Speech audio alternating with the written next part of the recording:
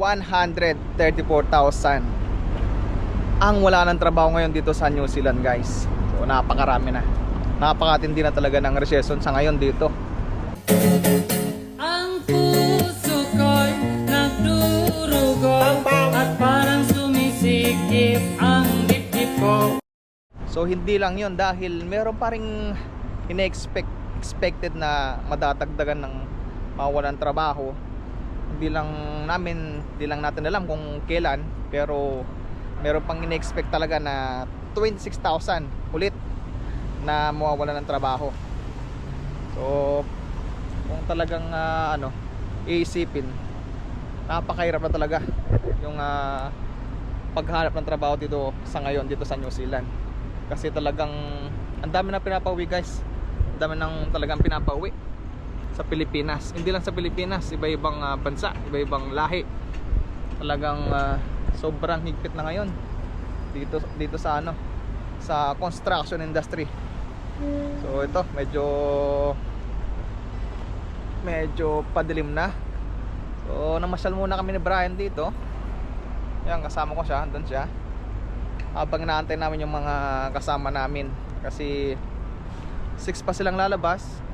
Kami naman ay 4:30 lang, kaya inaantay pa namin sila. So yan, guys, na-share ko lang, napakarami na talagang naitala na nawalan ng trabaho dito sa New Zealand. Nawalan o walang trabaho 134,000 at madadagdagan ng 26,000 na mawalan pa ng trabaho. So di namin alam kung kailan.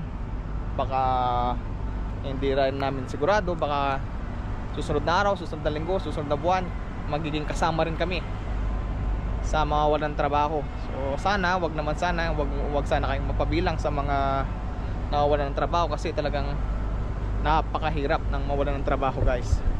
So ngayon talagang iniingatan namin na kami ay maisilipan o yung mabutasan na tatanggalin kami dahil sa pagkakamali. Kaya napakabait namin ngayon, guys. Kung dating mabait na kami, mas lalo kaming mas mabait ngayon. Talagang sumusunod kami sa mga regulasyon. Kasi pagka hindi ka sumunod at nakitaan ka na ng hindi maganda,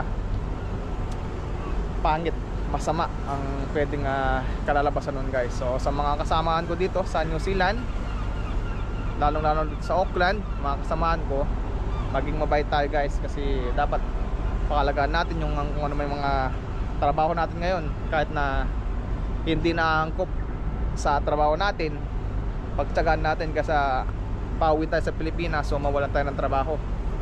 So yun nga, sa ngayon nagpapasalamat pa rin kami, dahil ganun pa man, maabot pa rin kami ng maayos-ayos na oras. Maabot pa rin kami ng 50 hours a week. Although nabawasan na, dahil dati 60 hours a week, bumaba ng 58, tapos umabot na lang ng 56, at ngayon ay 50 hours na lang. So wala pa rin problema doon. Ang importante, may trabaho kami, hindi kami nawawalan ng trabaho. Kasi ang hirap talaga ng walang trabaho, guys, yung walang site. Hindi pa sigurado kung mabibigyan ka ng 30 hours guaranteed. Kasi nga yung iba pinapauwi na ng Pilipinas. Marami na talaga, marami nang nauna na umuwi ng Pilipinas kasi talaga wala silang maibigay ng trabaho. Yung iba naman, kadarating pa lang dito, ayan, pakinggan nyo, guys, kadarating pa lang dito, isang linggo lang sila, balik agad sa Pilipinas, uwi agad ng Pilipinas. Kasi nga talagang wala silang maibigay, guys. Ganito ngayon kalala ang recession ngayon dito sa New Zealand, guys. So sa mga nagtatanong po sa akin, sa mga followers ko, yung mga lagi nagtatanong sa akin kung kumusta na ba yung construction industry, kung pwede nang mag-apply sa ngayon, ang masasabi ko po ay wag po muna. Kasi talagang napakahirap po ng trabaho ngayon. Hindi ko naman sinasabing lahat, pero karamihan talaga. Kasi sinabi ko, alam kong medyo maganda yung company namin, pero sa ngayon meron silang sinasabi na magbabawas. Di lang namin sure kung sino, kailan o ilan, basta nagsasabi na sila na kailangan ng magbawas dahil sobra na sa tao at konti na lang yung trabaho. Kasi isa pang dahilan guys ng pagkonti ng trabaho ay nakapending pa yung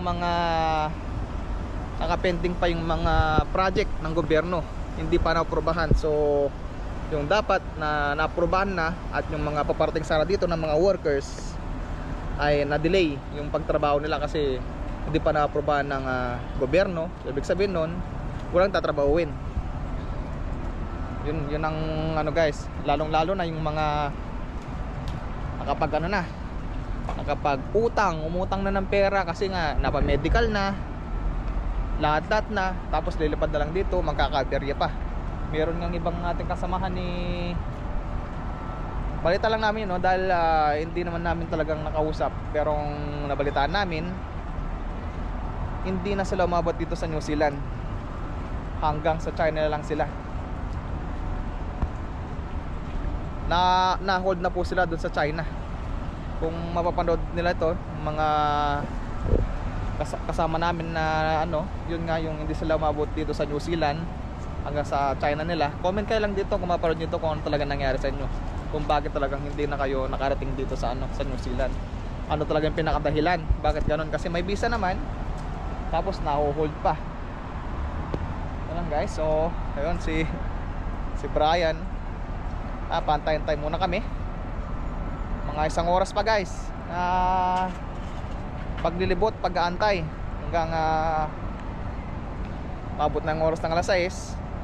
Ayan, sasabay kami kasi sa mga kasama namin. Kaya pala kami nag-aantay guys, kasi magkakasama kami sa isang sakyan, 5 kami. Kaya dapat para makatipid at hindi na rin masyado talagang yun nga, dahil napakamahal ng dito yung parking guys, saka yung gasolina. Kaya hanggat maaari sama-sama kami sakyan, kasi malaking bagay yun guys na makatipid sa mga parating dito, yung mga talagang sinuwerte pa rin. Kasi hindi naman lahat talaga minalas, sabi natin minalas, yung sinuwerte pa rin na dito, umabot dito. Kung meron kayong kasamahan sa company, hanggat maaari makikisakay kayo, sama-sama kayo sa sakyan, kasi malaking tipid yung guys na sama-sama. Mahirap talaga nagsusulo. So yun, yung mga kasama namin na yun, swerte pa rin sila. Yung iba namin kasama kasi OT pa rin sila hanggang ngayon. So ganun talaga, at least sila meron, kaysa naman lahat wala. Mas maganda nang meron na nagkaka-OT pa rin. Yan lang. So ano ba? Yan lang nasabi ko guys, no? Talagang sobrang tindi ng recession ngayon dito sa New Zealand. Akalain mo 134,000 na walang trabaho, tapos dadagdagan pa ng 26,000 expected, yung expect nila na mawala pa ng trabaho. Napakahirap. Di natin alam kung hanggang kailan ang recession dito guys. Basta importante, magdasal lang tayo palagi. Makakaraos din. So yun guys, habang nagbablog tayo, ayan, papakita ko yung dati kong site. Yan guys, yung Deloitte. Kung nakikita yung Deloitte tayo, yung Deloitte yan, diba? Sa mga vlogs ko noon, dyan kami nagtatrabaho. So umabot naman kami ng dyan, August, September, ano ba yung buwan kami doon? June nata, June.